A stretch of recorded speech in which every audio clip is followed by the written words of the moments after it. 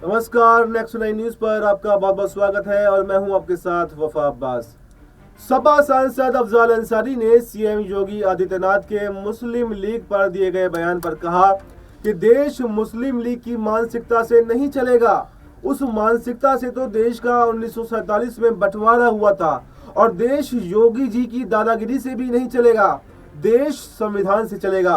भारत का संविधान हमारा सबसे बड़ा ग्रंथ है और पवित्र पुस्तक भी है।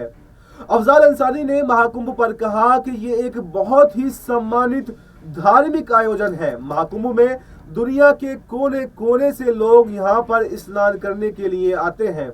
महाकुंभ में बड़े बड़े संत, महात्मा, महंत और ऋषि मुनि आए हुए हैं। मीडिया के सवालों पर सांसद अफजाल अंसारी ने कहा कि सवाल ये उठ रहा है कि महाकुंभ के बजट का इस्तेमाल हो रहा है या फिर इसकी लूट हो रही है।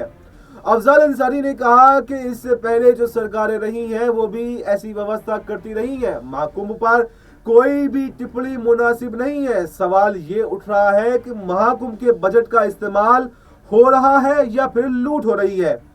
चर्चा यह है कि महाकुंभ का बजट बढ़ाकर ठेकेदारों की कमाई का साधन बनाया गया है। इस मामले में संतों और महात्माओं ने भी असंतोष जताया है। ये मामला सुप्रीम कोर्ट तक भी पहुंच गया है। इस मामले में देश का कोई भी नागरिक सवाल कर सकता है, लेकिन महाकुंभ पर कोई टीका टिप्पणी मुनासिब नहीं है। ये धर्म और आस्था का प्रश्न है। एलोन मस्क की रिपोर्ट के सवाल पर भी बोलते हुए सांसद अफजाल अंसारी ने कहा कि ये बहुत बड़े खतरे का संकेत है। इस पर ध्यान देना जरूरी है। एलोन मस्क की रिपोर्ट में भी ये कहा गया है कि 2030 तक भारत की जनसंख्या 100 करोड़ के आसपास रह जाएगी। वहीं चीन की जनसंख्या 100 करोड़ से भी कम हो सकती है। अफजाल अंसारी ने कहा है कि उन्हें इस बात को लेकर चिंता हो रही है कि आज भारत की जनसंख्या 140 करोड़ से ज्यादा है। जिस वायरस की बात चल रही है, जितनी तेजी से नई नई बीमारियां और उसमें लोगों के मरने का जो क्रम है, ये उन्हें अजीब सा लग रहा है।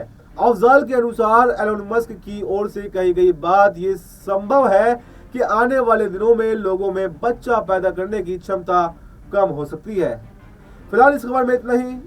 इस पर आपका क्या कहना है, कमेंट बॉक्स में अपनी राय दे सकते हैं। देश और दुनिया की तमाम बड़ी खबरों के लिए आप बने रहिए हमारे साथ और देखते रहिए नेक्स्ट 9 न्यूज।